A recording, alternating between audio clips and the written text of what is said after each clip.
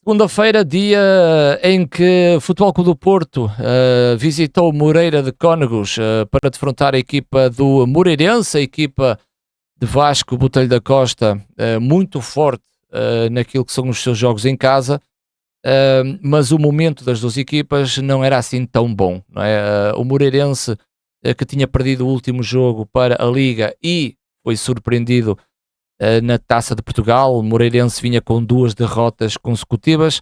Já a equipa de Farioli, o Futebol Clube do Porto, vinha da derrota frente à equipa do Nottingham,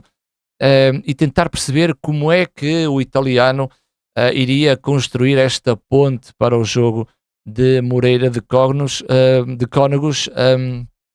o Moreirense, e foi um jogo bastante competitivo, jogo também difícil para a equipa do Futebol Clube do Porto. Porto, que marca dois golos, por intermédio de um penalti através de Samu, e depois o segundo golo através de um canto em que a bola passa ao segundo poste, e Denis Gul, acabado de entrar, acaba por fazer o golo da vitória do Porto. Para o Moreirense, na primeira parte, Alanzinho, num remate que sofre ali um desvio, acaba por trair Diogo Costa. Moreira, que tinha chegado ao seu golo ao minuto 18, e depois o Futebol Clube do Porto conseguiu no final a vitória. Em relação à partida, o Farioli traz, para mim, na minha ótica, antes de ver o jogo, talvez a equipa mais forte deste Futebol Clube do Porto. Volta a trazer o meio campo com Alan Varela, Froholde e Gabri Veiga. Na frente nada muda, com Borja Sainz à esquerda, PP e Samu, e o quarteto defensivo, na minha óptica, com Alberto Costa e Francisco Moura a serem os laterais do Futebol Clube do Porto, com a dupla dos polacos Kivior e Bednarek, com Diogo Costa na baliza. A equipa do Moreira, muito interessante, com o meio campo, Alanzinho, o Beni e também o Stepanovic. Na frente, Teguia e Diogo Travassos, e Ian Lincoln, que eu creio que mais conhecido como Maranhão, que deixa Sketty no banco, e depois o quarteto defensivo, Francisco Domingos, Dinis Pinto e aquela dupla de centrais já pesadinha da nossa liga, Marcelo Maracás, e o guarda-redes André Ferreira. Foi uma primeira parte em que o Porto teve algumas dificuldades. Eu já falei sobre isto, volto a sublinhar e a repetir. E eu creio que esta equipa do Futebol Clube do Porto é uma equipa muito mais posicionada do que aquela que precisa de ter mobilidade, ou seja, uma equipa dinâmica à procura do espaço para dar linhas de passe. E este Futebol Clube do Porto acaba por ser uma equipa muito posicional na primeira fase de construção, o que leva às equipas que defrontam o Porto, os seus treinadores, estudarem este Porto e tentar anular este Porto. O próprio Bednarek e o Kivior, quando tem bola, acabam por ter a bola demasiado tempo. Porquê? Porque esta equipa não oferece as tais linhas de passe, e creio que Farioli poderá ter aqui um problema se não resolver ou com outro tipo de jogador, ou então instruir a equipa que é preciso muito mais mobilidade.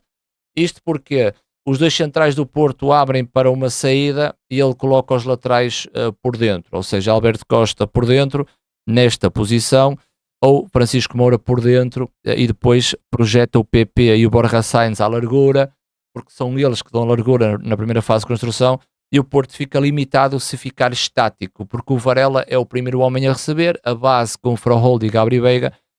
e basta o Teguia e o Diogo Travassos se colarem Alberto Costa e a Francisco Moura. Depois o meio campo a 3 do Moreira encaixa no meio campo do Futebol Clube do Porto, e o Porto a ter muitas dificuldades nessa primeira fase, e parece-me que Farioli insiste, ou está a insistir nesta situação. Falei que me parecia o melhor 11 do Porto antes do jogo, mas no decorrer da primeira parte e ao longo de várias fases que o Porto estava a construir por trás, até porque o Porto é a equipa mais forte na teoria, a equipa que luta por títulos,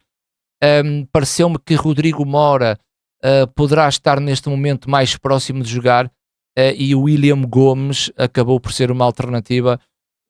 bastante credível para esta equipa. Eu no início da época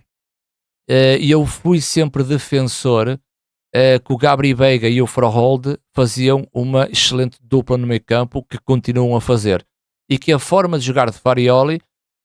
iria muito atrás daquilo que são também as suas necessidades, através de Gabri Veiga e através de Froholdt. Ao longo da temporada, que é o processo do Futebol Clube do Porto, eu creio que o treinador mais inteligente é aquele que vai mudando certas situações para que a equipa fique dentro de uma base de conforto. E eu acredito que nesta primeira fase de construção do Futebol Clube do Porto, eu creio que neste momento o Rodrigo Mora possa fazer mais sentido em detrimento de um jogador do Futebol Clube do Porto no meio campo. Como também a mobilidade de William Gomes é muito diferente da mobilidade de Borja Sainz. Isso pode trazer algumas diferenças naquilo que Farioli quer, uma equipa mais posicional, mas vai à procura do individual em termos de mobilidade. Claro que PP passa para a esquerda e William Gomes passa para a direita. Aliás, uma primeira parte que o Porto sofreu muito com isso, já tinha sofrido com o Nottingham, já tinha sofrido em jogos anteriores, e parece que o avançar do tempo o Porto traz essa dificuldade, e muita atenção que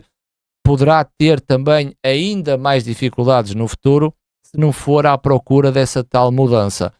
A mudança foi bastante notória, porque na segunda parte ele tira o Borja Sainz, o espanhol não está bem,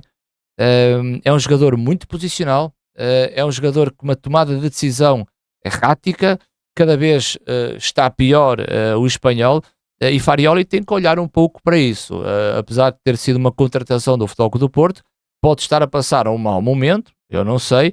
mas com a saída de Borja Sainz, ele puxa o PP para a esquerda e mete o William Gomes, e curiosamente, na segunda parte, na tal saída a 3, há um lance que é flagrante, em que o William Gomes à direita, quando o central do Porto tem bola, não me recordo se era Bednarek, eu acho que era Bednarek, o William Gomes consegue descer um pouco mais através do seu corredor, e reparem que o jogador do Moreirense não é atraído até à zona que o William Gomes desce, o próprio jogador recebe a bola, e como o seu opositor não reduz tanto com a descida do William Gomes, ele recebe a bola sem oposição, consegue-se virar para o jogo e faz a diagonal de fora para dentro. Isso tem muito a ver com a sua mobilidade e a sua tomada de decisão sem bola, que é: eu vou descer porque eu quero ter bola, vou oferecer uma linha de passe e quando tiver a bola vou tentar então virar-me para o jogo e fazer jogar na equipa do Porto. O Porto na segunda parte foi bastante melhor, apesar que o jogo acabou por ficar por 2-1 e a indefinição esteve sempre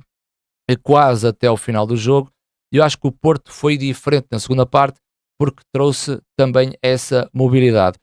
Há outro pormenor que eu vi neste jogo e que o Porto estava a perder um pouco. Eu creio que Farioli ao intervalo agregou essa comunicação com a equipa do Porto. É que nós vimos o Futebol Clube do Porto a começar a época e em termos mentais uma equipa bastante agressiva e uma equipa bastante intensa, e eu reparei que neste jogo foi obrigado, que deveria ser um aspecto normal desta equipa, mas foi quase obrigado a, sempre que não tivesse bola, reagir muito forte, com muita intensidade e agressividade. É uma equipa sempre muito ativa, com os blocos sempre atrás do raio da ação da bola, e claro que uma equipa quando joga dessa forma também vai tendo maior oxigênio. O Porto tem aqui um problema, que é quando a tomada de decisão é errada, principalmente dentro do meio campo do Moreirense, o Porto depois tem aquela transição defensiva. A equipa do Moreirense é uma boa equipa. O Alanzinho é um jogador que procura muito o espaço entre linhas, e tem o Beni, que tecnicamente é um jogador muito diferenciado. Na frente tem jogadores mais rápidos, como é o caso do Cédric Teguia, e tem o Diogo Travassos, que acaba também por ser um jogador em termos técnicos muito acima da média, o que faz com que as transições ofensivas do Moreirense, defensivas do Futebol Clube do Porto, também se crie alguma diferença, e muito devido ao posicionamento não só do meio campo do Porto, com Froholdt e Gabri Veiga a acompanhar o ataque, como também alguma projeção de apoio de Alberto Costa e Francisco Moura, sempre que Borja Sainz e PP estão abertos. E o Futebol Clube do Porto também sentiu um pouco essa transição defensiva, até porque a equipa do Moreirense é uma excelente equipa. Eu creio que as alterações na segunda parte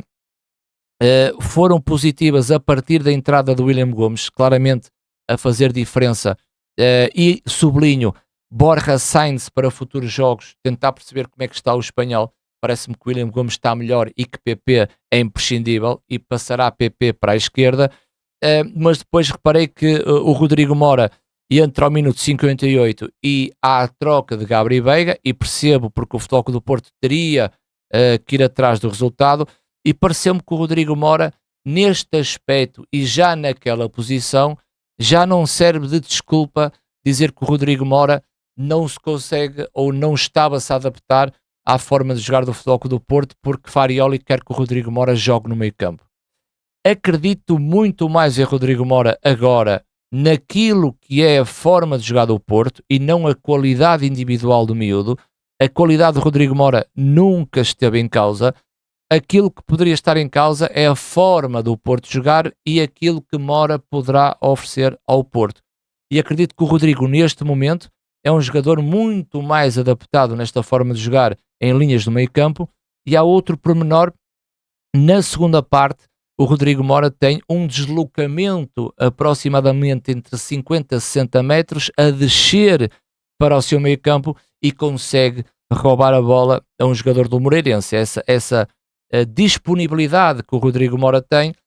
são indicadores que o Rodrigo Mora possa estar neste meio campo. Outra coisa muito positiva, que é a procura do espaço, a mobilidade de Rodrigo Mora atrai muitas vezes um jogo mais ligado ao Futebol Clube do Porto. Não só esse aspecto, como Rodrigo Mora no último terço também faz diferença, e ele tem imprevisibilidade e tecnicamente é um excelente jogador. O que poderá causar aqui alguns problemas, que não assola só o Rodrigo Mora, mas vai caindo em muitos jogadores, que é sempre a sua tomada de decisão no passe, e muitas vezes um jogador falha um passe e dá uma transição. PP falha passes, Borja Sainz falha passes, Gabriel Veiga falha passes, o próprio Frohold perde bolas, e o próprio Frohold não está ao nível que nos habituou desde o início da época. Fisicamente mais debilitado, no choque, um jogador que perde bolas,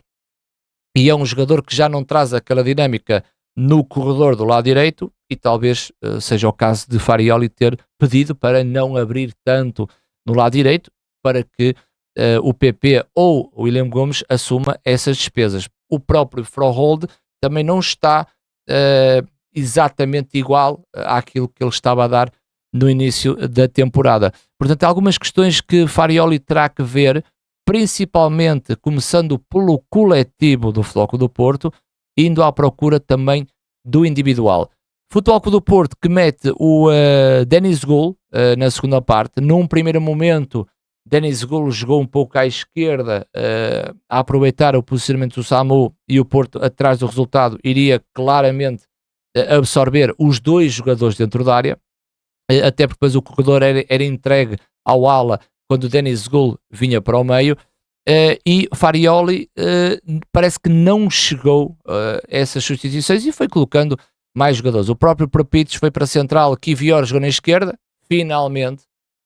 Kivior joga na esquerda, teve a um bom nível, numa fase do jogo já estava um pouco anárquico para aquilo que era a pretensão da vitória do Futebol Clube do Porto, e também este Caramo, que eu desconhecia. É um jogador que tem 27 anos, é um jogador que foi para a esquerda, e eu creio que em 2021 teve na Turquia com o Farioli, um jogador sem clube, e numa primeira abordagem não me encheu o olho, não gostei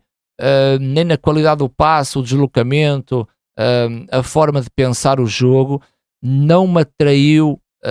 grandes coisas positivas, mas acredito que na sua estreia, num jogo bastante complicado, num terreno muito difícil, eu creio que este ano Caramo, de 27 anos, possa ser uma alternativa para o Futebol Clube do Porto. O Porto, que estava com chegada, aliás, o Moreirense também na segunda parte ainda assustou o Diogo Costa, só aquele chapéu do Beni dava a sensação que a bola ia entrar, mas o Futebol Clube do Porto tinha muito mais chegada à área do Moreirense, e quando eu digo mais chegada, era mais chegada com perigo, e através de um canto o Denis Gul acabou por fazer o golo. Acho que foi aquela exibição que o Futebol Clube do Porto tem que rever os princípios com bola, principalmente com bola,